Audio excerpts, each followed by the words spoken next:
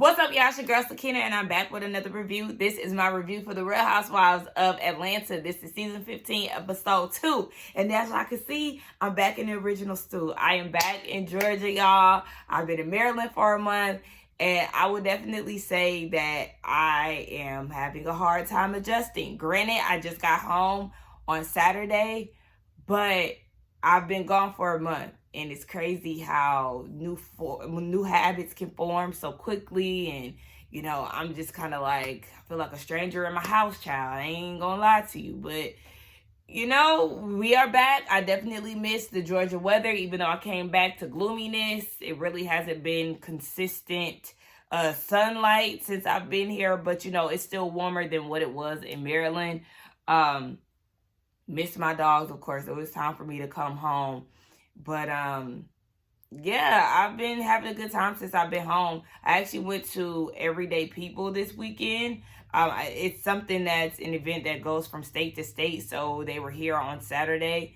And, you know, it's in LA, Detroit, DC, Chicago. There's different areas that they travel to. So if they have a Everyday People in your city, definitely go. It's a block party. You survived. Definitely had a good time. And then yesterday, you know, it was Mother's Day. Shout out to all the mothers out there. I took my mom to go see one of her favorite artists, Maxwell. It was Maxwell and Marsha Ambrosia. Is it Ambrosia? I would say Ambrosius. I know it's wrong, but whatever. Marsha from Floetry, okay? Another one of her favorite artists. So, she really had a good time. It was the first time that I went to a concert with my mom in my adulthood. And child, I thought I have a good time at concerts. My mom was wilding out. Anybody who's seen my story on IG, that little piece of her that I filmed that was before she really got activated. She had found her little concert buddy and they got to showing out. But, you know, she had a good time and that's all I wanted. So, yeah, I'm just running my mouth, child, trying to update y'all a little bit on my life and whatnot. But whatever, yeah. We back home, and it's going to be the backdrop for a little minute, you know, until I go somewhere else. Because at this point, I feel like I need to be traveling. I need to be moving around, you feel me? Anyway, let's go ahead and get into this review. So it picked up where it left off last week with Sheree ushering Martell to come over because the girls are telling Sheree that he been talking to multiple women in Atlanta. So he comes over and he was like, well, when I come to Atlanta, I spend all my time with Sheree. So this other person is clearly getting the short end of the stick. So Sheree in her confessional was like, you know, Candy's minions got some tea on Martell and thought they was going to ruffle my feathers. I just want Sheree to keep that same energy at the reunion and when she's face-to-face with Candy, because she is a confessional gangster this season. I mean, they all got their little shade and, you know, they all have funny moments. And I know this is only the second episode, but last week's episode definitely was packed with confessional shade and it was entertaining. But Sheree, I need you to have that same energy when it comes down to being face-to-face with Candy and at the reunion. Because this energy that you have for her is totally unnecessary. You wanted Candy to have your back last season, but it didn't make sense because you didn't have her back. You was agreeing and being Marlo's minion because you always on the wrong team. Like we always say, you're a total loser. I'm sorry, but I have to give it to you, Sheree. So I just don't understand all this heat for Candy. Not saying that Candy is untouchable, but it just doesn't make sense. And it doesn't make sense, speaking of, that Sheree's friend Courtney has all this unnecessary heat for Candy. So we see that they continue their argument, but Candy end up walking away before she end up blowing up on her, okay? Like she did with Nene in season 2. So it's like, baby, listen. Courtney, you doing too much. You and your thigh-high boots came in on 10 and we really not feeling you because this issue that you have with Candy, it's just like, girl, you are looking for a moment and you are not the moment, so we need you to go ahead and exit stage left. It was funny that Marlo was saying in her confession that she was like, these bitches out here having a J-Lo and Mariah Carey moment. I don't know her. I don't know you. I don't know you. And then her earring fell off. She was like, bitch, my earring don't know me. Marlo has been having me cracking up thus far. Like I said, we only on episode 2, but so far she ain't been getting on my nerves. She been making me laugh more than irritate me. So we just gonna ride this out. Anyway, yeah. So the girls come together and I don't know, but Don Juan was irritating me because they all get together. Somebody informed Sheree that Courtney and Candy got into it, so they all at a table. And Don Juan is running down the situation, and I'm just like, sit down. And who is Candiana? That's supposed to be Candy alter ego when she get mad. I don't like that. Now, redhead Candy, I think Kenya said that. Was like, okay, that's more fitting. But, Don Juan, you and your little Monopoly hat can go on somewhere. This yours? Can she talk? You are so aggressive, Martell. I'm scared you. I guess if someone accuses you or something, I guess you can defend I'm not yourself. accusing you of anything. Go to her messages right now and see how much you probably accept everybody's message. Go to right now. No. I'm just saying. Are you serious? And he just basically now he just insulted me. It's Martell trying to act as if he was not in her DMs. You was definitely in her DMs. She got the proof to show it, baby. It's just the fact that you deleted the message. So explain that. But we know you a liar, so you're never going to come clean about it.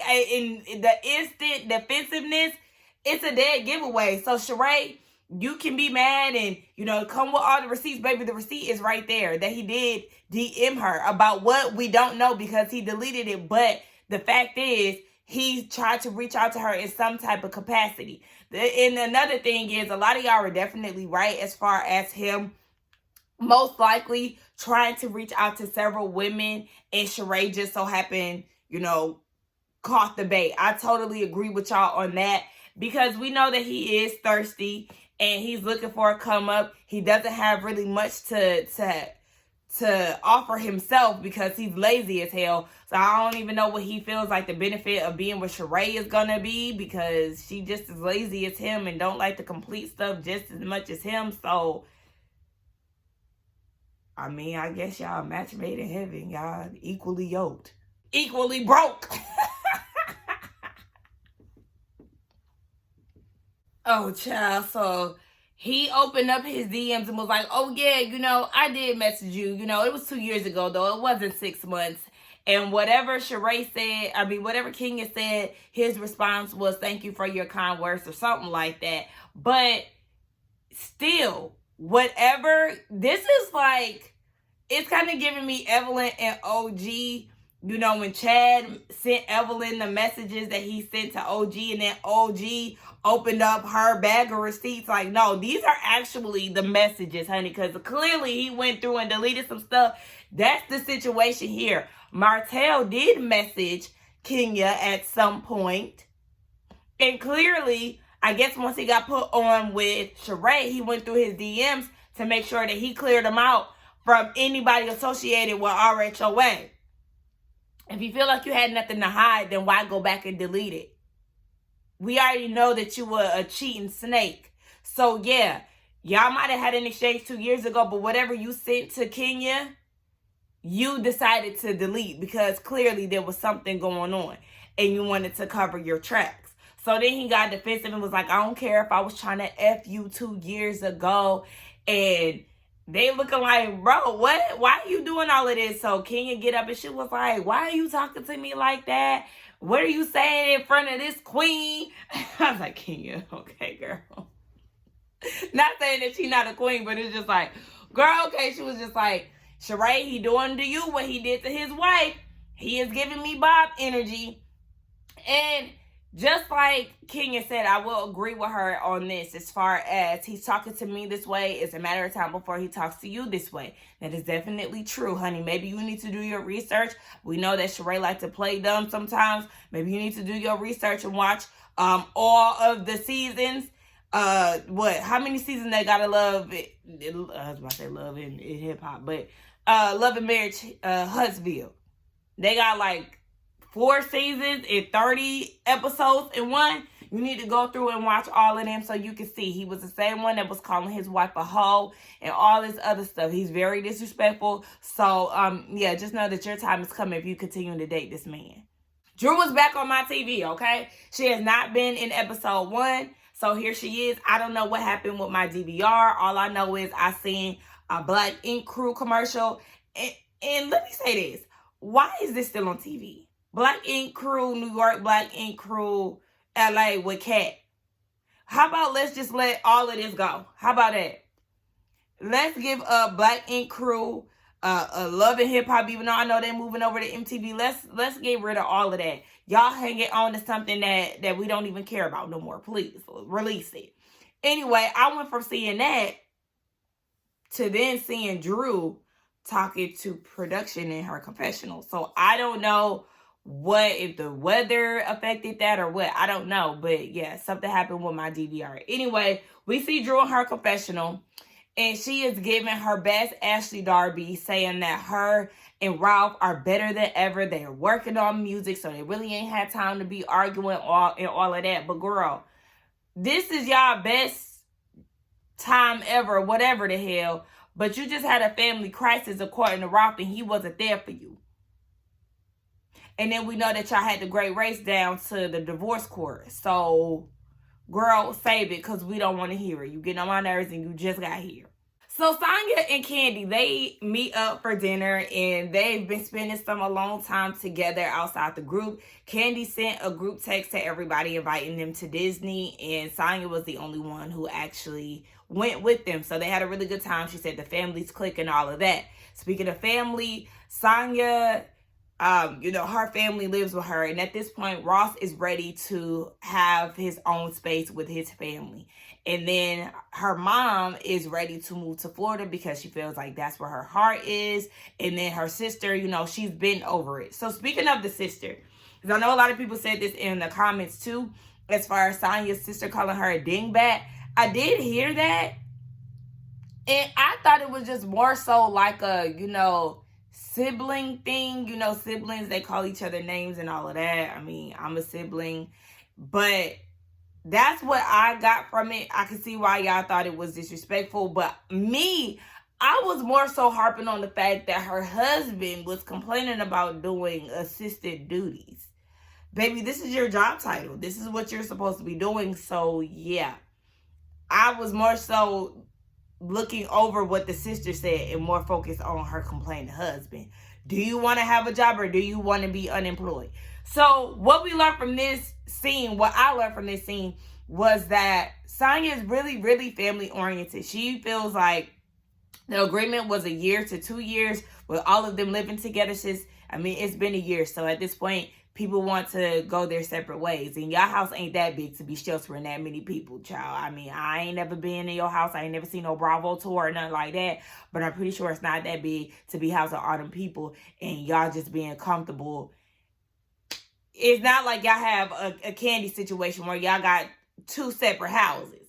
Anyway, yeah, so her family is ready to get the hell on, but she feels like they have so much potential to tap into different avenues that they haven't reached yet. She's very family oriented. She wants to do a lot of things with her family, which I absolutely love. But yes, you need to have your own space and, let people live their lives, because it's not always about you. And I understand she wants to be around her family, but everybody doesn't have the same vision that she does. And you get to appreciate your family more when you don't see them often. I know that works for me. Anyway, so then Candy starts talking about her and Todd's issues and how they ain't got time. He keep coming with new projects and all this stuff. They gonna figure it out. So then they start talking about Ross's party and Ross's cousin Courtney, okay? So Sanya was like, yeah, I really didn't tell you everything. She said that you went out to someplace tropical or something like that, and she basically called you ghetto. We got the flashback, and Courtney is saying yes. Candy shared the place in her story. Then the next week, a whole bunch of ghetto people show up. Girl, and then, Sanya and Sheree, they keying. So then Candy is like, okay, so she called me ghetto, and what did you say in that moment? Here comes Sanya lying. Well, I told her that y'all need to have a conversation, and you really not like that. And Candy like, oh, so you didn't defend me. And in her confessional, Candy is like, baby, I already know. I highly doubt that you was sticking up for me. You like to hang with Marlo and Sheree, so I'm pretty sure you was keying. In which she was. Okay? Candy hit the nail on the head. Yes, that's exactly what she was doing. Sanya, I don't even know why you sit here lying and then talking about a girl wasn't calling Candy ghetto. She was calling Candy ghetto. Girl, you need to learn how to speak up. But at the same time, it's like, yeah, she needs to speak up if that's how she truly feels about the situation. But also, too, Candy, you don't need to be defending. I don't know what's going on with that, but she wanted Mayetta to defend her. Now she wants Sanya to defend her. Girl, you know who you are. You don't need to be defended at every which way. And you and Sanya, y'all are still building a relationship. Now, it'd be different with Mayetta because, you know, you and Mayetta been friends for a long time, or maybe you and Kenya. But you and Sanya, y'all literally getting to know each other still. And then, you know, we get a little scene with Sanya and, you know, Ross. You know, he away in Austin and whatnot. And she like, you know, how we gonna do baby number 2 if you always on the road? And he was like, practice make perfect. I don't want to hear you talking about all that, Ross. Like, chill, because you making me mad. But anyway, yeah, you need to be at home in order for you and your wife to make a baby. Because Deuce is so handsome. He look just like Ross. So maybe they have a baby and then the baby looks like Sanya. I always think that's cute. But I also like, I love when girls look like their dad and boys look like their mom. I love that so much. That's my favorite. But, yeah. She's still open to making baby number 2. So we're going to see if they make it happen. Because I think she said that she took out her birth control last season, if I'm not mistaken. So then we see Candy and Todd down at Blaze, and she was saying that, you know, initially the momentum with the restaurant was great, but it is in an urban area. So after the pandemic, you know, things started to slow down a little bit.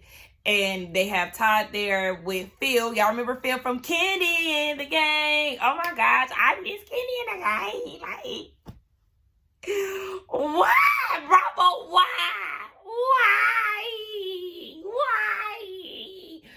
I'm just like everybody else. All these shows that y'all have on Bravo that are still around, like, who's watching? I learned yesterday that Charity for the Party got canceled in 2021.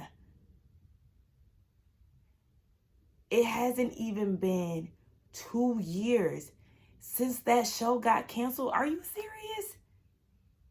How in the was Tardy for the Party? Because I seen this on YouTube, so I don't know how true this is. My mom was watching she was watching some YouTuber that was talking about Kim. But they said that it got canceled literally in 2021. It doesn't make sense. Why? Anyway, Candy and the Gang was a good time, and we're just going to be there for it. But just like everybody else is saying, definitely support the black shows that are on Bravo. Last night, I did watch the first episode of Summer House, Martha's Vineyard.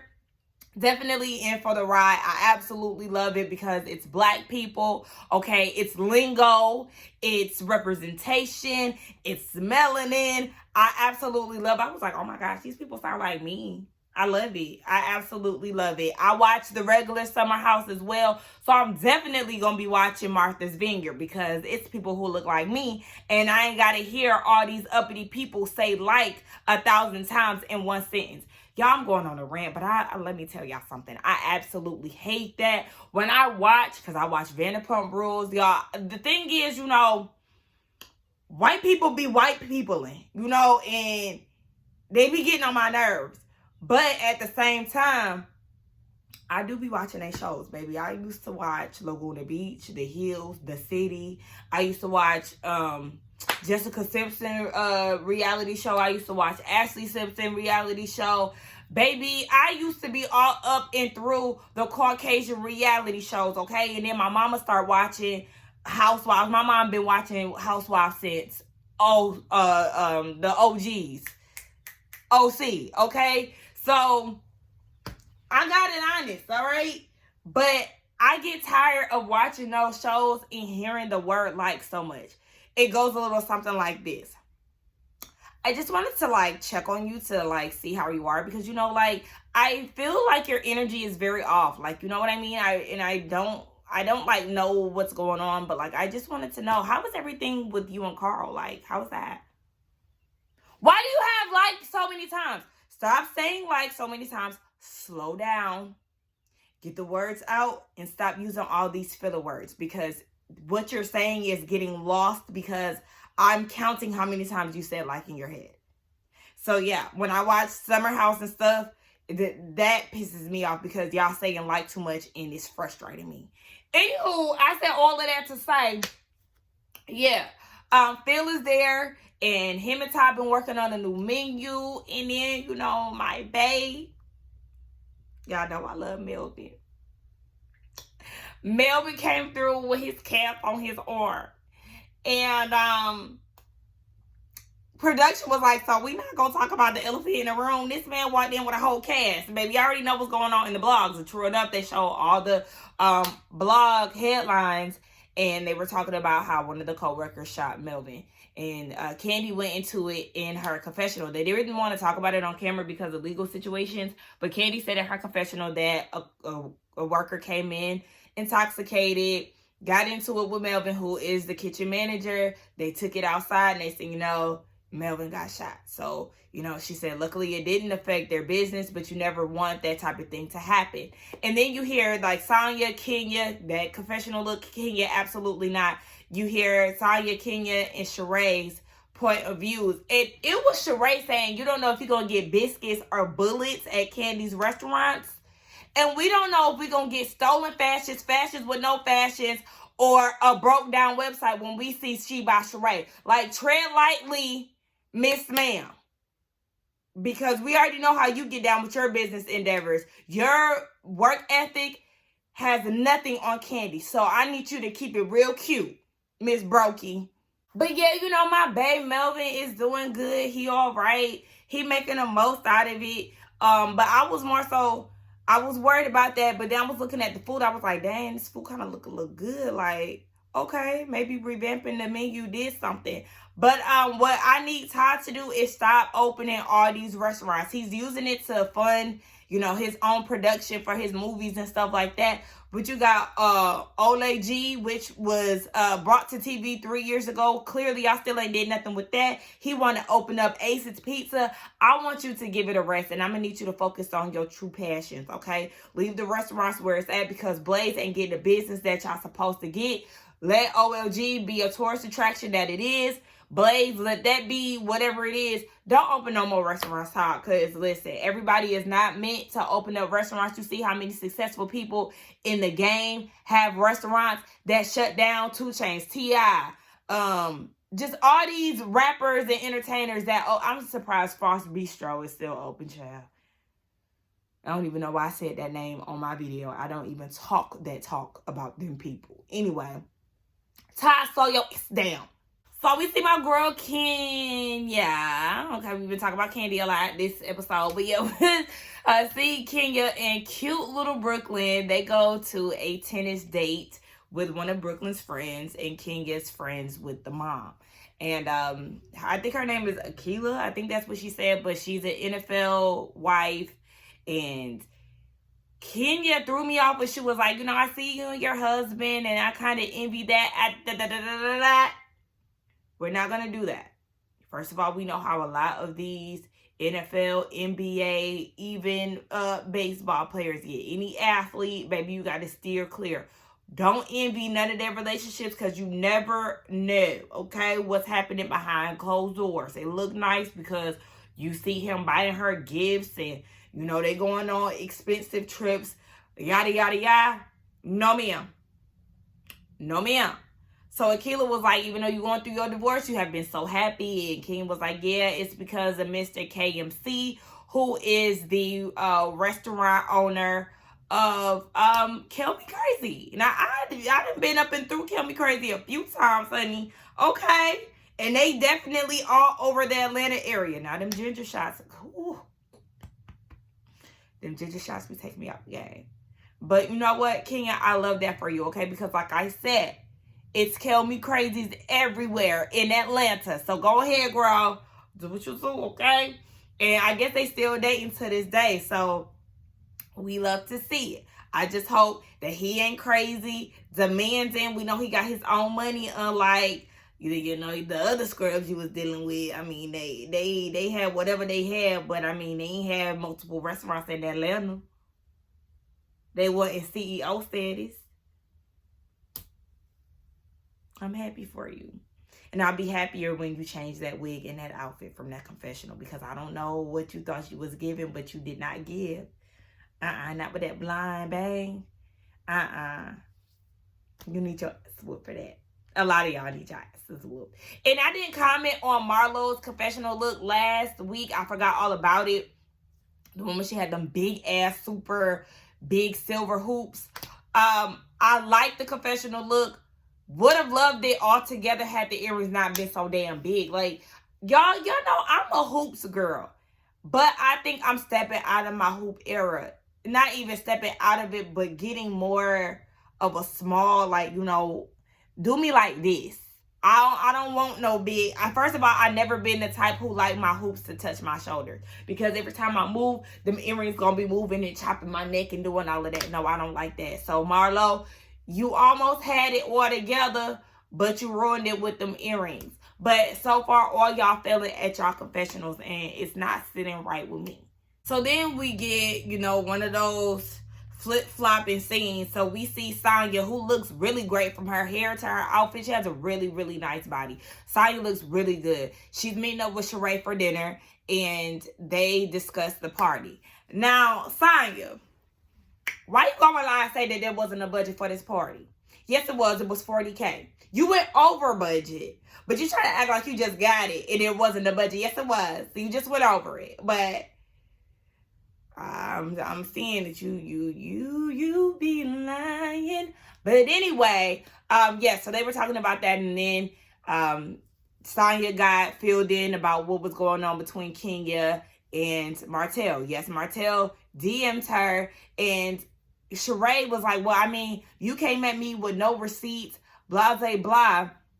But, you know, to Kenya's point, she was saying that, you know, she was just trying to be a friend, and she was trying to let her know, because Sheree had said it herself that, yeah, if there was some words on the street, she wanted to know, but she felt like it was a half-ass thing because there was no receipts. Well, she was just telling you that, yeah, he DM'd me. We don't know what was said, but yeah, he DM'd her nonetheless. So she just feels like, you know, she was putting that aggressive label on Martell. Well, let me say, what she did last year with Ross, she was definitely putting 20 on 10. Ross was not being aggressive, but he definitely should have sat there and ate his food. What Martell was displaying was definitely aggression. He was definitely doing too much. It was not called for. He was all up in his feelings because he know that he was lying, and he did DM her. So, yeah, Martell was definitely being aggressive in that manner. So then Sheree is now in her confessional, and she's questioning where her and Kenya stand in their friendship. And I'm like, you're questioning your friendship with Kenya over Martell? Okay. Meanwhile, Kenya is saying that she just wants to have a sit down with her friend. I don't even know why you wasting your time being friends with this scrub Kenya. Like, let that shit go and let her be dumb on her own. I'm convinced my DVR is not feeling Drew Sidora, because every time I go to fast forward it, it's like in the middle, or, you know, not at the beginning of the scene. Every time. But I've watched every other scene perfectly fine. Only Drew's scenes get cut off. It's so weird. But she's in the studio. It's her in Conehead. They're talking to a producer. She's basically trying to find a recording studio home. She has a song that she plays for the producer. And really, it sounds like everybody else. You know, all the R&B girls, it sounds just like them.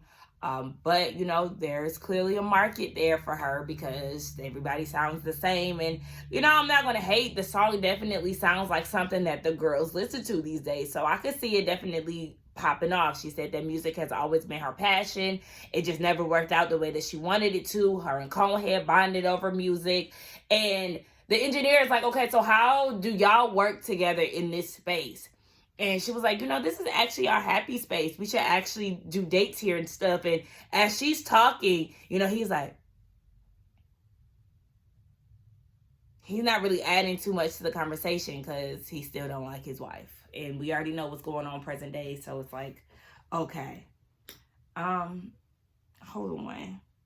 So I'm back, y'all. And that conversation was like longer than I anticipated. So yeah, like y'all could see clothes in the background and all of that because I start trying to switch out my closet in the midst of the phone call and all of that. So I went to go press play.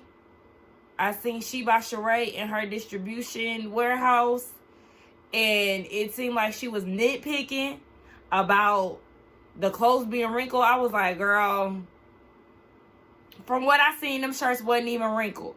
But there is something wrong with my DVR because she went from complaining about her clothes being wrinkled to next thing you know, Kenya is there and she's talking about what she's seen of Martell on his show. So I'm going to have to take this from my DVR to Peacock, so I'll be back so I can get this whole scene together. So yes, Kenya comes by. She gives her the rundown about all the things that she's been doing. She did the DirecTV commercial with Teresa and Kyle. I remember seeing that. You know, I got DirecTV. Shout out to DirecTV.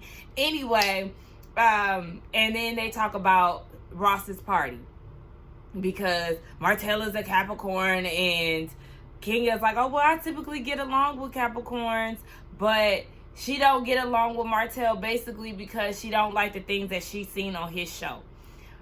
Okay, Sheree is like, we've been talking for so long, Kenya, and why are you just now presenting this to me saying that he DM'd you? That I understand, but Kenya was like, you know, because that's when y'all started. She didn't want to say anything until they said that they were dating or it became a thing or whatever. But, you know, with you being Sheree's close friend, you would think somebody that she's talking to, you would say that. Because I know with me and my friends, it's like, oh, you know, I used to talk to so-and-so. It's like, girl, he was in my DMs. You know, just that easy, that early on, that could have happened. That could have been a situation, Kenya. So I do side with Sheree on that. Sorry, my camera died. But yeah, what I have to get on you about, Sheree, is you using the word ambushed, and that wasn't the case. Martell was not ambushed. What they did was sit you aside, pull you to the side, tell you what was going on, and then you was like, oh, well, he's here, come on. So you set him up to have that conversation. King and them was like, oh, you want to have, they wasn't really expecting for you to call him over, but you did that. So stop using the word ambush because you the one who set him up to be confronted by your friends. All right now, child, this conversation getting a little out of hand because Kenya's like, you know, the situation with Martell saying that he don't care if it was 2 years ago and he trying to F me, like, she really wasn't bothered by that statement, but she was more so bothered by him saying check her DMs. I'm sure she accepts everybody's messages as if, you know, he was calling her some type of hoe or whatever. And she was like, yeah, no, that's not me. We not doing that. And this is where Kenya lost me because Sheree is like, okay, so the way that she handled it, Sheree feels like Kenya handled it wrong. And she was like, so it's okay for you to say what you want to defend yourself, but it's a problem when he does it because she got in his face. And Kenya was trying to justify it. Now, I would agree with Sheree on that. You did do a little too much, Kenya, when he said what he said and he about, you know, if he wanted to F you 2 years ago, whatever he said, he walked away. You got up and got in his face and started, you know, cussing at him, blah, blah, blah. So it was like, instead of just letting him go off where he was, you got up to meet him where he was at. And that's where you need to take accountability. And then you go further and say that he was being abusive. You got to stop. Even though Sheree was getting on my nerves with her, you know, protect black men speech. And this is not I hate black men situation. That is not that. So I don't want anybody to confuse that because I love a black man, okay? But at the same time, I'm very aware of how a lot of black men treat black women. So when I hear a lot of the, you know, black women saying these things about black men, it's just kind of like, girl, take that cape off, baby. Take it off, because that same man probably would most likely not have the same regard for you. But anyway, yeah. Kenya, we gotta stop. We gotta stop that, because you did pull that last season with Ross, and you doing it now with Martell as far as abuse. Like, he wasn't being abusive. Cut it out. And let me make this clear. He was not being abusive, but he was being aggressive. And I said that earlier on. I just don't got time for people to be confused and stuff, because yes, he was definitely having abusive behavior. And just like Kenya said, Baby Bob was doing the same thing to you. So, and what Kenya was doing in that instance, defending you. What is your issue with calling black men aggressive? Are they public enemy number one because you don't have one? Oh, girl. Your past and the things that you have. Wait a minute. And Sheree, we're not doing that. Like, it's the protect black man speech, and then it's that shit. That is so old, especially when it comes down to Kenya Moore. I want all housewives to stop trying to throw that "you ain't got a man" jab in her face. That shit is old. It's tired. And if anybody is supposed to be jealous of you and Martell, bitch, you got another thing coming. Like, seriously. Ah! I can't stand that, y'all. Gosh, that just really ruffled my feathers. So, all in all, this argument between Kenya and Sheree, my hair about to make me mad. But anyway, this argument between Kenya and Sheree, Kenya, I do want you to take accountability for the things that you've done in this argument with Martell. Please don't ever get it twisted. I'm never going to be Team Martell. But yeah, you do have to own some of this situation. And, you know, he ain't gonna be here for long, so you and Sheree need to figure out y'all's friendship. And please do not let this lemon-head man get in between y'all, because he damn sure ain't worth it. And Sheree, don't you ever in your black life try to throw Martell in somebody's face and think that they supposed to be jealous of it. Anyway, let's get down in the comments and talk. Y'all let me know what y'all thought about this review along with the episode. Don't forget to like, comment, and subscribe to my channel. Also, check us out tonight at 8:30. I think it's 8:30 Eastern Standard Time, okay? For the Whether You Like It or Not panel, it will be hosted by Giving You the Real Tea. And yeah, we'll see you tonight. Bye.